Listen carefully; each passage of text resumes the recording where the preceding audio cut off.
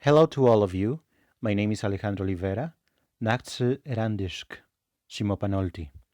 Welcome to Ombligo de la Luna. I've created this YouTube channel for a merely personal reason. For a long time, I wanted to create a podcast, but I didn't know where to start. I did have some ideas and topics in mind. However, I was not very convinced about creating a YouTube channel without having a defined concept. And at last, after such a long time thinking about it, I've decided to focus on a topic that I really like, and that is languages. The problem is that is also a very widespread topic, and channels about languages are abundant in this platform. But I still wanted something that the others didn't have. So I tried to make it more specific, and finally I decided to focus in my country, and that's Mexico. So stay with me in this video and I will tell you about the challenges that I've experienced when learning an indigenous language. And at the end of the video, I will talk about the future projects and videos that I have planned for this podcast.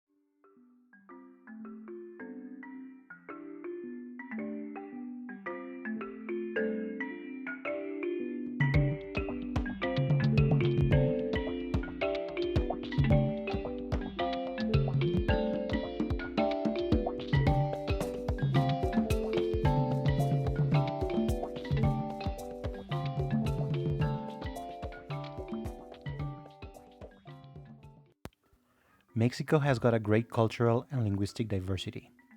In case you didn't know, Mexico has got about 68 native languages, and they are currently spoken by some communities, and most of them are endangered.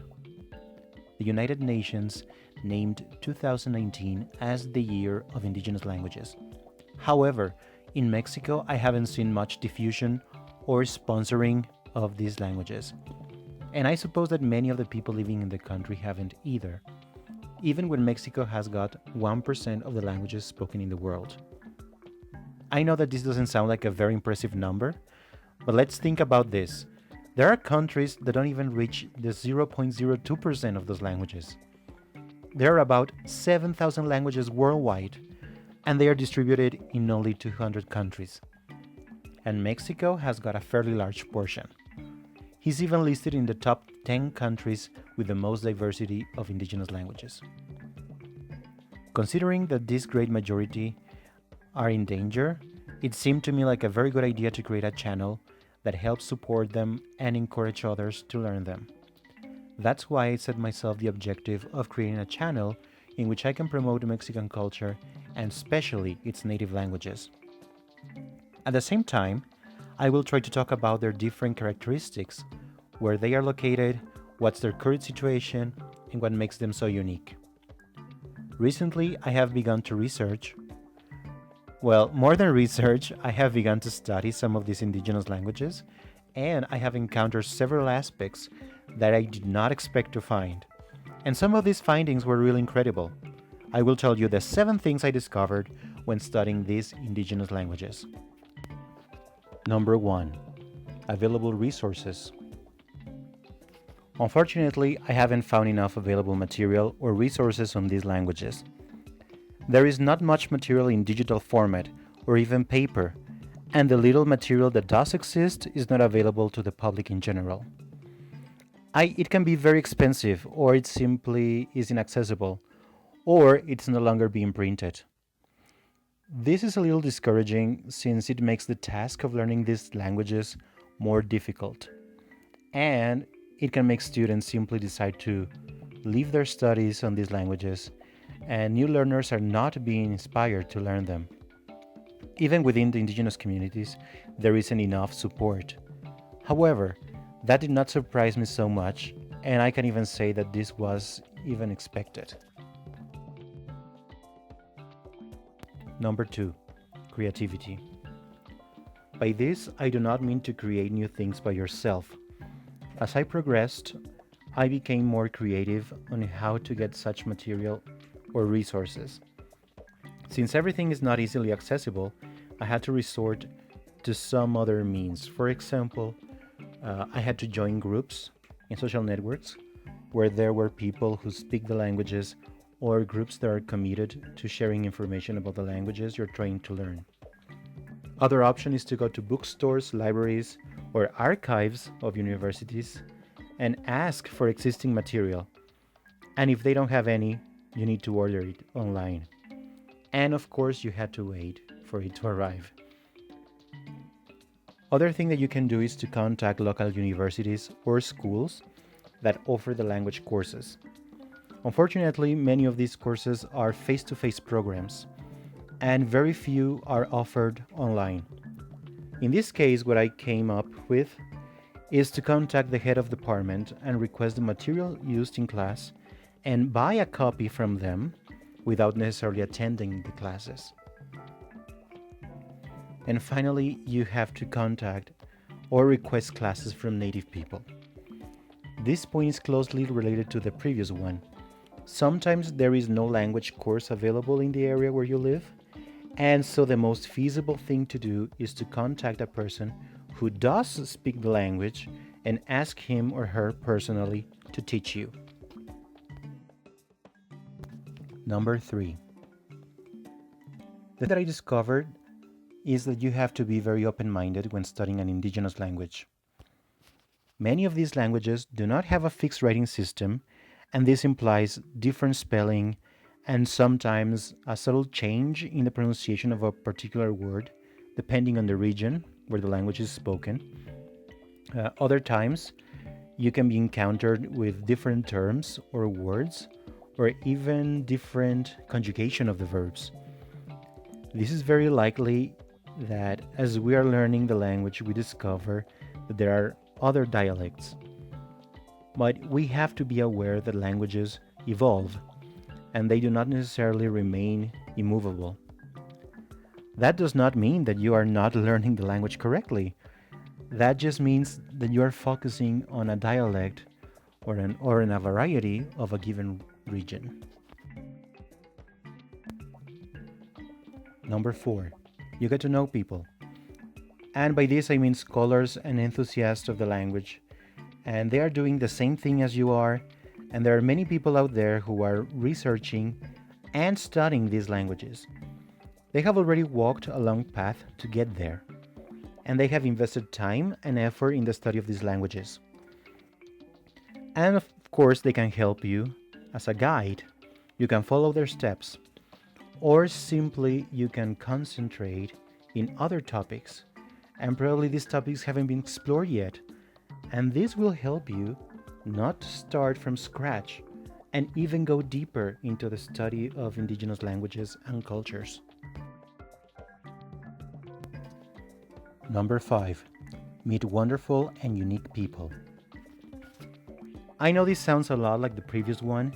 However, I do not mean an enthusiast of the language, but I'm talking about the community in which you are involved and in the native speakers of the language.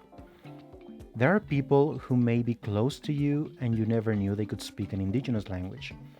Personally, I have encountered a lot of people in my circle of acquaintances who can speak languages that are native to the region or they have studied them, and I had no idea they could do that. Number 6, conflicts. At this point, I will talk about those disagreements or problems that may happen during your language learning journey. Just as meeting people can be very worthy and enriching and inspirational, in the same way, it is possible that problems may happen.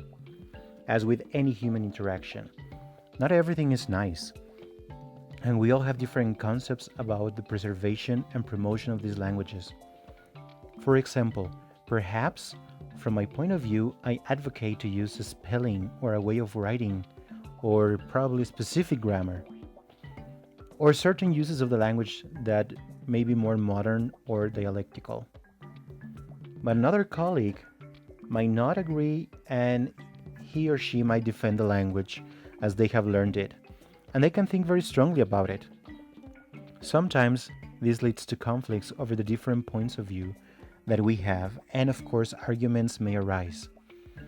But we always have to keep in mind that our goal is the same, and that is to encourage the study and the use of native languages. Number 7. The diffusion of indigenous languages. Finally, the question that all of us ask ourselves. Once I have this knowledge, how will I pass it on to other people? How will I encourage others within the community to speak that language? Because, let's be honest, that is our main purpose. We're already devoting all of this effort and commitment to learn this indigenous language. That would be pointless to have all of this knowledge in our heads and not to pass it on to other people. This is not as easy as it seems. In fact, I still think about it and I have not yet come up with a definite answer. Because this is the most complicated thing to do.